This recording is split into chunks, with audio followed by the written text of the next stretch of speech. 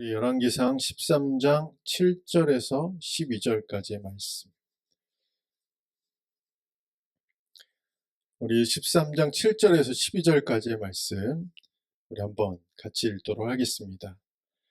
왕이 하나님의 사람에게 이르되 나와 함께 집에 가서 쉬라. 내가 네게 예물을 주리라.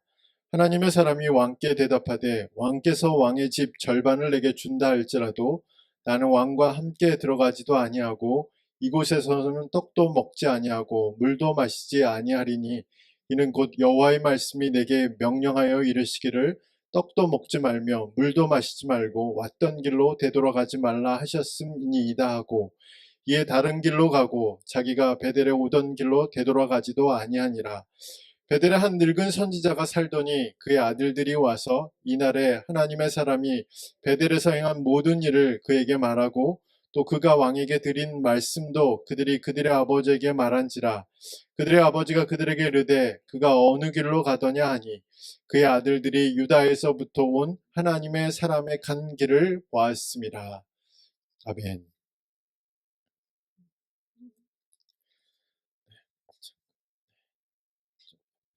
오늘 하나님의 사람의 길이라는 제목으로 말씀을 좀 전하도록 하겠습니다.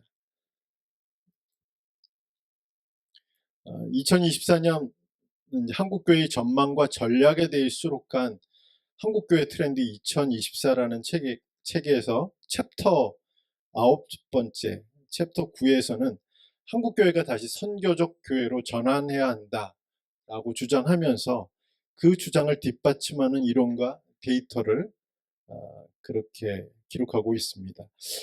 여기서 선교적 교회로 전환한다는 것은 단순히 교회가 어떤 선교지를 선정하고 더 많은 선교사를 파송하는 차원의 그런 교회를 말하는 것은 아닙니다.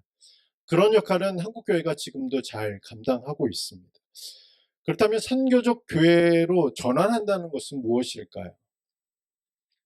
이 질문의 답은 선교적 교회라는 단어를 제일 먼저 사용한 레슬리 뉴비긴 선교사님에게 얻을 수 있습니다.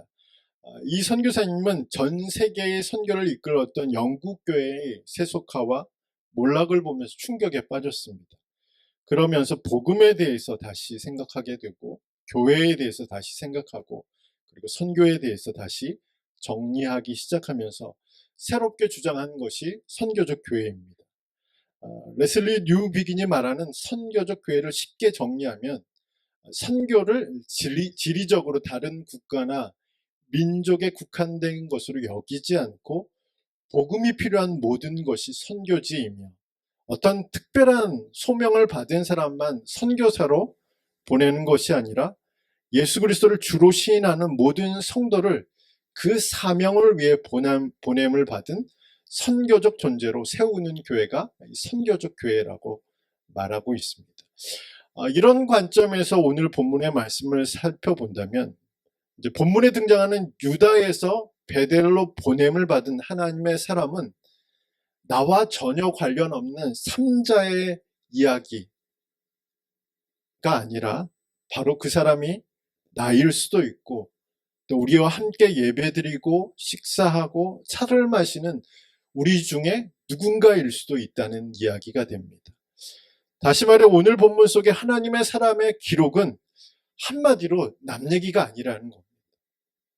바로 나의 이야기이며 우리의 이야기라고 말하고 있습니다. 어떤 누군가가 보냄을 받아서 베델로 간 이야기가 아니라 저와 여러분이 베델과 같은 곳으로 보냄을 받았다는 이야기입니다. 그렇다면 오늘 본문을 대하는 우리의 자세가 사실 달라질 수밖에 없습니다.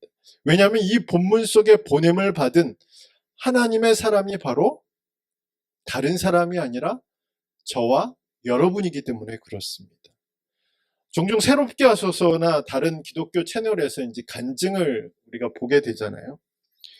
그 간증하시는 분들의 이야기를 들어보면 그분들이 교회에서 은혜를 받았던 점, 하나님의 말씀을 읽다가 하나님의 은혜를 깊이 경험하게 된 것이 언제였냐면 언제였을까요?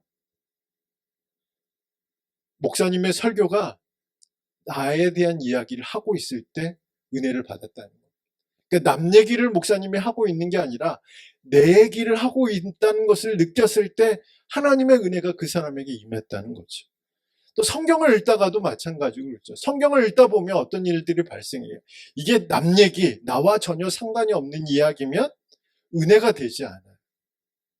나와 관련이 없는 이야기에 대해서 우리가 별로 관심이 없잖아요. 근데 성경을 읽다가 이것이 나에 대한 이야기라고 깨닫게 되었을 때 어떤 일들이 발생해요? 하나님의 은혜를 경험하게 됩니다. 다른 사람 얘기 같으면 안 들리기도 하고 잘 안 듣기도 하고 들어도 금방 잊어버리는데 그 이야기가 내 얘기라면 차원이 다르다는 이야기입니다. 본문을 대할 때도 마찬가지로 그렇죠. 제가 선교적 교회라는 그 내용을 제가 말씀드리는 것은 오늘 하나님의 사람은 삼자가 아니라는 이야기죠. 삼자나 다른 어떤 이야기 속의 한 인물이 아니라 바로 저와 여러분의 이야기. 그렇기 때문에 이 하나님의 사람의 행동이, 이 하나님의 사람의 말이, 그리고 이 하나님의 사람이 걸어갔던 그 길이 우리에게 매우 중요하다는 것을 우리는 발견할 수 있습니다. 저와 여러분이 세상으로 보냄을 받은 하나님의 사람이라면 이 본문에서 말하고자 하는 내용을 우리는 한순간도 놓칠 수가 없는 거죠. 저는 보냄을 받은 하나님의 사람이 어떤 사람이어야 하는지를 두 가지 관점에서 전하고자 합니다. 첫 번째는 하나님의 사람의 정체성은 하나님의 말씀에서 유지된다는 겁니다. 자, 열왕기상과 열왕기사에서 하에서, 그러니까 이제 통칭해서 열왕기서를 이야기하면 열왕기서에서 가장 자주 사용되고 있는 표현은 하나님의 사람이라는 표현입니다. 그러니까 열왕기상과 하에서 총 52회나 이 하나님의 사람이라는 단어를 사용하고 있습니다. 왜 이 단어를 이렇게 많이 사용하고 있을까요? 열왕기서의 배경이 되는 시대에 하나님의 사람의 역할이 매우 중요하다는 것을 말하기 위해서 그렇습니다. 그 시대에, 그 어두운 시대에 하나님의 사람의 존재, 그리고 하나님의 사람의 역할이 매우 중요하고 또 중요했다는 것을 우리에게 알리기 위해서 이 하나님의 사람이라는 표현을 52회나 기록하고 있습니다. 그리고 그 52회의 표현 중에서 열왕기상 13장, 오늘 본문이 되고 있는 열왕기 13장, 열왕기상 13장에만은 15번이나 기록되어 있습니다. 그러니까 하나님이라는 사람의 존재가 오늘 본문에서는 더 중요하다는 거죠. 52회 중에 13번이 바로 오늘 본문에 등장한다는 거. 그러니까 이 하나님의 사람이 얼마나 존재, 그 역할이 얼마나 중요한 시대에 보냄을 받았는지를 볼 수 있는 장면입니다. 그렇다면 본문에서 하나님의 사람은 어떤 사람일까요? 우리가 잘 아는 대로 우리가 언제부터죠? 금요일부터죠? 금, 토, 일, 오늘까지 우리가 열왕기상 13장의 말씀을 묵상하고 있는데 열왕기상 13장의 말씀을 보면 이 하나님의 사람은 하나님의 말씀을 받고 베델로 보냄을 받은 인물입니다. 하나님은 그에게 베델 제단에서 제단에 대한 심판의 메시지를 전하라고 말씀하셨고 메시지를 전한 다음에는 떡도 먹지 말고 물도 마시지 말고 왔던 길로 되돌아가지도 말고 다른 길로 유다로 내려가라고 말씀하셨습니다. 이 하나님의 사람은 하나님의 말씀대로 베델 제단에 심판의 메시지를 전했습니다. 그리고 하나님의 말씀대로 모든 유혹과 두려움을 뿌리치고 유다로 내려가기 시작했습니다. 열왕기서의 저자는 이때까지만 해도 이 사람을 하나님의 사람으로 인정하고 있습니다. 그리고 하나님의 사람이라고 기록하고 있습니다. 그런데 14절 이후에 보면 베델의 늙은 선지자와의 대화가 기록되어 있는데 이 기록 후에는 이 표현이 갑자기 줄어들기 시작했어요. 그리고 15절에는 이렇게 기록되어 있습니다. 우리 15절 말씀을 한번 찾아서 같이 읽어볼까요? 15절입니다. 자, 함께 읽겠습니다. 그가 그 사람에게 이르되 나와 함께 집으로 가서 떡을 먹으라. 그는 누굴까요? 베델의 늙은 선지자죠. 그 사람. 이제 하나님의 사람이라는 표현이 사라지고 그 사람이라고 기록되어 있어요. 열왕기서의 저자는 15절에서 하나님의 사람을 하나님의 사람이라고 표현하지 않고 그 사람이라고 부릅니다. 그리고 18절, 16절부터 18절, 19절의 말씀에 보면 이제 하나님의 사람을 쓰지도 않아요. 그 사람, 그대, 그라고 부릅니다. 종종 글쓰기에서 반복되는 인물에 대해서 이름을 쓰지 않고 그 사람, 그대, 그녀라는 표현, 인칭대명사를 쓰긴 하지만 열왕기서의 저자는 의도적으로 하나님의 사람이라는 표현을 쓰지 않고 이 인칭대명사로 그 사람을 표현하고 있다는 겁니다. 왜일까요? 15절부터 19절의 말씀을 살펴보면 열왕기서의 저자의 의도를 발견할 수 있습니다. 그러니까 의도적으로 하나님의 사람이라는 표현을 사용하지 않고 있는 이유를 발견할 수 있는데 그 이유는 뭐냐면 뭘까요? 이 하나님의 사람이 하나님의 말씀을 따르고 있지 않기 때문에 의도적으로 하나님의 사람이라는 표현을 쓰지 않고 있는 겁니다. 분명 하나님은 그에게 베델로 다시 되돌아가지 말고 그리고 베델에서 떡도 먹지 말고 물도 마시지 말라고 하셨는데 이 하나님의 사람은 그 말씀을 따르지 않았습니다. 그가 하나님의 말씀을 따르지 않으니 열왕기서의 저자는 하나님의 말씀을 전한 사람이라 할지라도 하나님의 말씀으로 말미암아 보냄을 받은 사람이라 할지라도 그 순간만은 하나님의 사람이 아니라고 그 사람이라고 그대라고 그라고 표현하고 있다는 겁니다. 우리는 이 말씀을 통해서 다시 한번 우리 자신을 좀 살펴볼 필요가 있습니다. 하나님의 사람이라는 정체성, 하나님의 자녀의 자격, 그리고 그리스도인이라는 이름은 다른 것에 의해서 유지되는 것은 아니라는 사실도 우리는 확인할 수 있습니다. 이 정체성, 그리고 이 자격, 그리고 그리스도인이라는 이 이름은 우리가 너무나 흔하게 쓰고 사용하고 있지만 하나님의 말씀과 연관되어 있지 않으면 유지되기 어렵다는 겁니다. 우리 스스로는 그렇게 말할 수 있죠. 나는 하나님의 사람이야. 나는 하나님의 백성이야. 나는 하나님의 자녀야. 나는 그리스도인이야. 라고 말할 수 있지만 하나님의 관점에서는 그 정체성을 유지하는 것, 그 자격을 유지하게 만드는 것, 그 이름의 능력을 경험하게 만드는 것은 바로 하나님의 말씀이라는 것을 성경은 우리에게 말해주고 있습니다. 즉 내가 하나님의 말씀을 지금 따르고 있지 않으면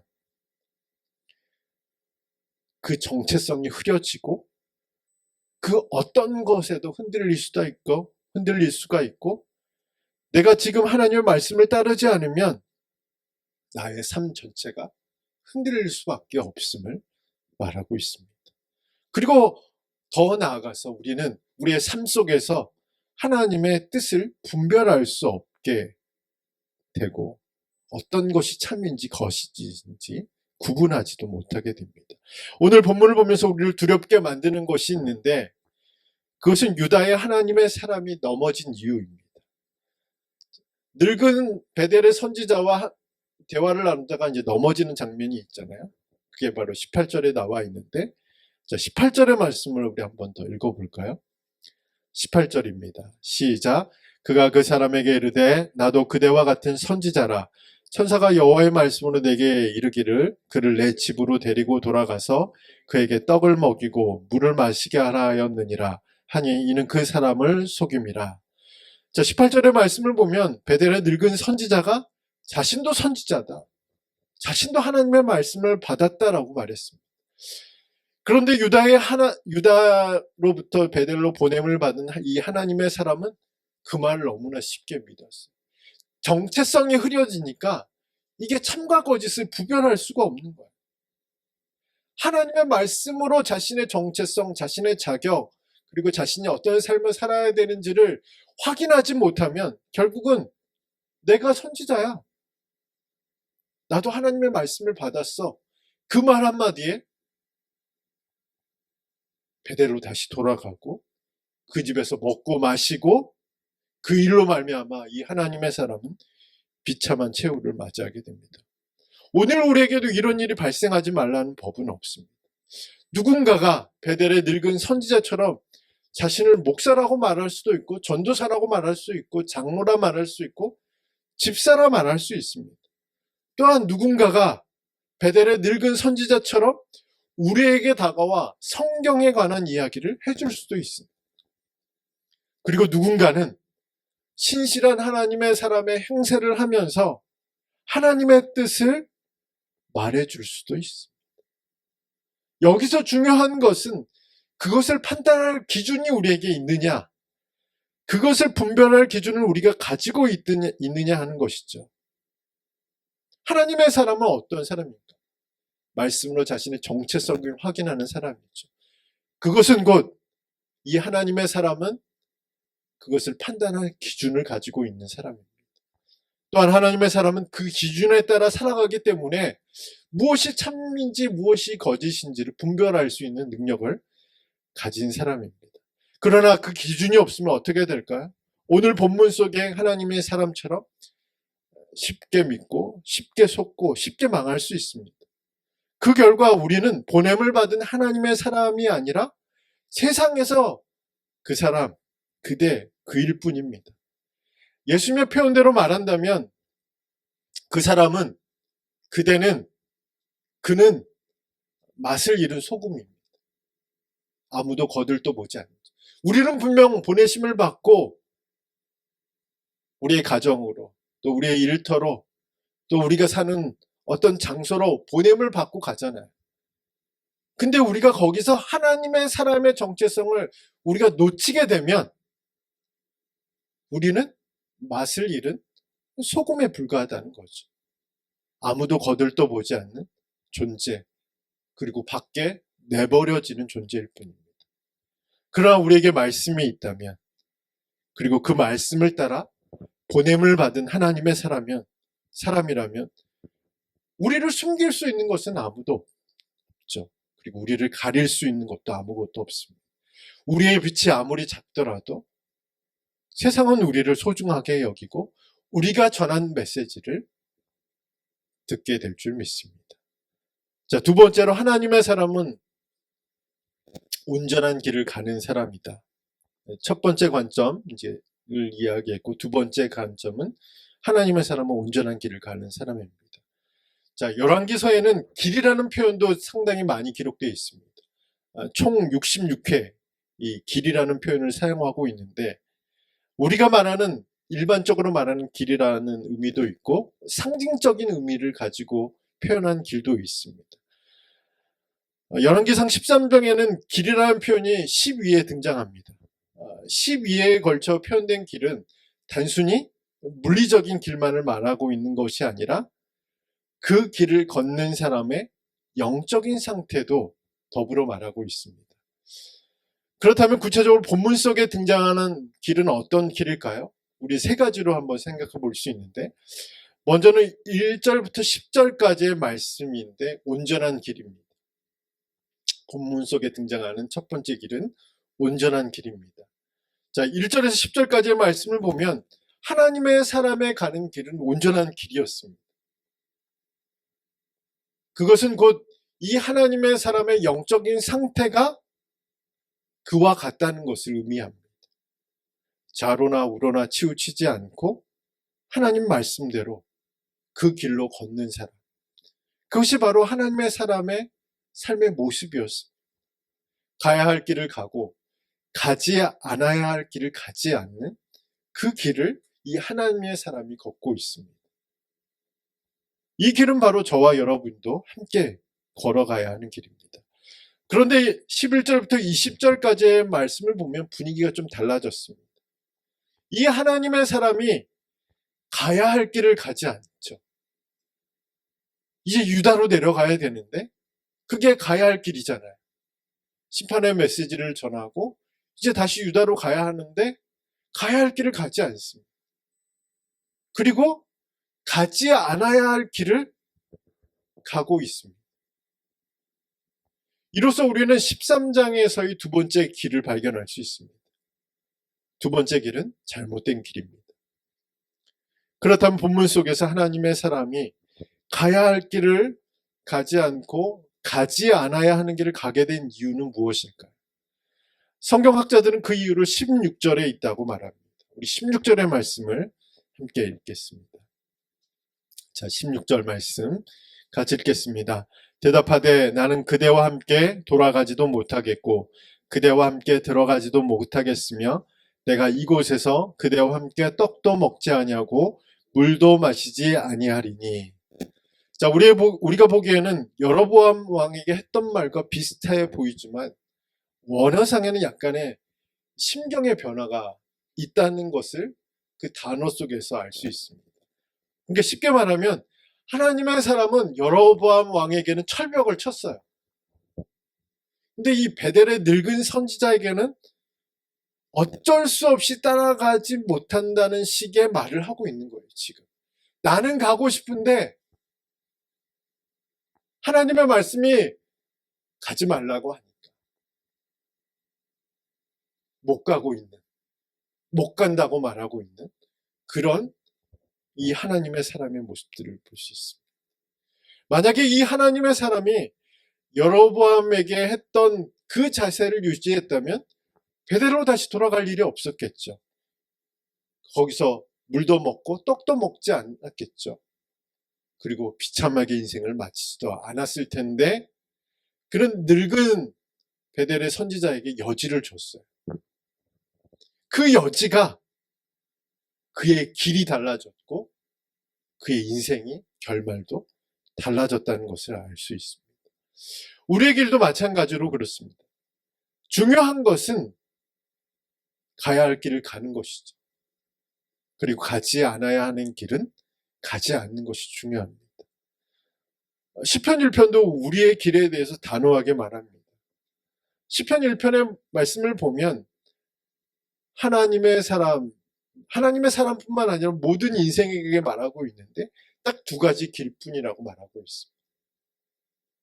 한 사람은 복 있는 사람, 다른 한 사람은 복 없는 사람, 한 사람은 의인, 한 사람은 악인의 길, 이 둘 중에 하나라고 말하고 있습니다. 길은 두 갈래이고 한쪽을 선택하면 다른 쪽을 선택할 수 없다. 중간은 없다. 여지는 존재할 수 없다라고 말하고 있는 것이 시편 1편의 말씀입니다. 그런데 우리는 자꾸 여지를 두려고 하는 거죠. 틈을 주려고 하는 겁니다. 자꾸 자리를 만들어 주려고 합니다.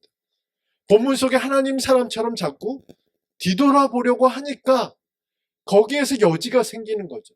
거기에서 틈이 생기고 자리가 생기는 겁니다. 우리가 잘 아는 로버트 프로스트의 가지 않은 길이라는 시에 보면 주인공은 이 가지 않은 길, 본인이 가지 않은 길을 끝까지 바라보면서 안타까워하고 아쉬워합니다.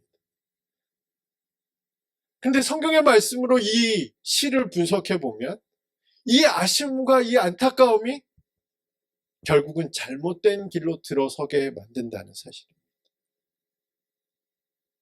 14절의 말씀을 보면 베델로 가는 이 유다의 하나님의 사람이 상수리 나무 아래에서 있었고 거기에서 발목이 잡힙니다. 상수리 나무 아래에서 어떤 일이 있었을까요? 여지를 남겨둔 거죠. 곧장 유다로 갔어야 되는데 상수리 나무 아래에서 아마 지나온 길을 되돌아봤겠죠. 그리고 뭔가 아쉬운 마음이 있었을 테고 여로보암 왕이 재산의 절반을 준다고 했으니까 뭐 그런 생각도 했을 테고 여러 가지 많은 생각들이 있었겠죠. 그런데 이 상수리 나무 아래에 있었던 이 늙은 선지자의 발목을 잡는 사건이 발생하죠. 여지를 두니까, 틈을 주니까, 자리를 내어주니까 결국 그것이 잘못된 길로 가게 되는 원인이 됩니다. 결국 하나님의 사람이라는 정체성을 잃어버리게 되고 비참한 결말을 맞이하게 됩니다. 자, 이제는 마지막으로 본문에 등장하는 세 번째 길입니다. 33절과 34절의 말씀을 함께 읽겠습니다. 우리 33절, 34절 말씀입니다. 우리 같이 읽겠습니다. 여로보암이 이 일 후에도 그의 악한 길에서 떠나 돌이키지 아니하고 다시 일반 백성을 산당의 제사장으로 삼되 누구든지 자원하면 그 사람을 산당의 제사장으로 삼았으므로 이 일이 여로보암 집에 죄가 되어 그 집이 땅 위에서 끊어져 멸망하게 되니라. 자, 33절과 34절에 보면 세 번째 길이 등장하죠. 악한 길입니다. 이 33절과 34절은 13장의 결론이기도 합니다. 다시 말해서 13장의 모든 인물들, 이야기, 그리고 사건들은 모두 여로보암을 그 악한 길에서 돌이키기 위해서 사용되는 목적을 가지고 있습니다. 33절에 이 일, 33절에 보면 이 일이 나와 있죠. 이 일은 하나님의 사람의 비참한 결말을 말합니다. 그래서 33절은 하나님의 말씀을 따르지 않고 하나님의 길로 걷지 않으면 하나님의 사람처럼 비참한 최후를 맞이할 수 있다는 것을 여로보암에게 보여주고 있는 겁니다. 우리는 이 말씀을 통해서 우리도 실수로 또 우리의 연약함으로 여지를 줄 수 있죠. 틈을 줄 수 있습니다. 자리를 내어줄 수 있습니다. 그래서 잘못된 길로 갈 수도 있습니다. 근데 중요한 것은 그 길에서 돌이키는 것이 중요합니다. 돌이키지 않으면 여로보암이 그랬던 것처럼, 이 하나님의 사람이 그랬던 것처럼 악한 길로 걸어갈 수밖에 없는 것이 우리 인생의 결말일 뿐입니다. 여로보암은 악한 길에서 떠나지 않았습니다. 돌이키지도 않았습니다. 그 결과 그것이 집안의 죄가 되고 또 그 집안이 멸망하게 되는 원인이 됩니다. 죄는 나만의 문제가 아니라는 것을 말하는 거죠. 죄를 짓는 당사자에게만 영향을 끼치는 것이 아니라 가족에게 영향을 끼치고 교회와 이웃에게 영향을 끼칩니다. 그러니까 죄는 우리 품속에 있는 것만 아니라는 거예요. 나만의 죄라는 것은 없어요, 사실은. 내가 그렇게 여기고 생각할 뿐이지 그 영향력은 결국은 나에게서 나를 넘어서는 힘이라는 거죠. 여로보암의 그 죄가 결국은 그 집안을 그리고 북이스라엘의 모든 왕을 멸망으로 이끄는 그 결과를 가지고 왔습니다. 하나님의 사람이라면 어떤 길을 선택해야 될까? 물론 우리의 이상은 온전한 길을 가는 거죠. 그러나 가끔 우리도 실수할 때가 있고 넘어질 때가 있습니다. 여지를 주다 보면, 틈을 주다 보면 그때 돌아와야 됩니다. 하나님은 여러 가지 사건들을 통해서 우리에게 돌아오라고 말씀하시죠. 사람을 보내시기도 하고 어떤 사건들을 경험하게 하고 또 어떤 인생의 여러 가지 굴곡들을 경험하게 하셔서 결국은 우리로 하여금 여로보암처럼 그 악한 길을 계속 가지 않도록 우리를 지도하시고 이끌어 가시는 것이 하나님의 인도하심입니다. 하나님의 사람은 바로 그 인도하심을 발견하고 돌아오는 겁니다. 그것이 하나님 사람의 길이라는 거죠. 말씀을 맺겠습니다. 예수전도단의 창립자인 로렌 커닝햄 목사님이 10월 6일 88세의 나이로 하나님의 부르심을 받았습니다. 로렌 커닝햄 목사님은 기존에 있었던 선교사의 기준을 좀 깨트린 목사님으로 알려져 있습니다. 그래서 청년들이 세계 각곳에서 선교적인 활동들을 감당할 수 있도록 선교 규제 완화자라는 그런 별명을 가지고 있었습니다. 쉽게 말하면 복음을 전하기 위해서 어떤 자격이 필요한 것이 아니라 복음이 필요한 곳이라면 그리고 하나님의 사랑이 필요한 곳이라면 어디에서나 오고 어디든지 갈 수 있도록 만드는 것이 이 목사님의 비전이고 열정이었습니다. 그리고 그 비전과 그 열정이 현재는 200개 나라 이상 국가를 대상으로 복음 사역이 이루어지도록 만들었습니다. 그리고 2000개가 넘는 지역에서 수만 명의 풀타임 사역자가 복음 사역에 전념하도록 만들었습니다. 그러니까 주님을 믿는 그리스도인이라면 누구나 선교사가 될 수 있고, 그리고 누구나 선교사이고, 복음이 필요한 곳이라면 어디든지 갈 수 있다는 것이 그분의 비전이고 그분의 열정입니다. 그런데 이 비전과 이 열정은 그분만의 것은 아니죠. 그분이 가신 길은 그분만이 갈 수 있는 길이 아니고, 그리고 예수 전도단에 소속되어 있는 사람들만 가야 하는 길도 아니고, 어떤 특정한 직분에 해당되는 사람만 가는 길은 아닙니다. 하나님의 사람이라면 누구나 가야 하는 길이죠. 하나님의 사람이라면 누구나 보냄을 받은 사람입니다.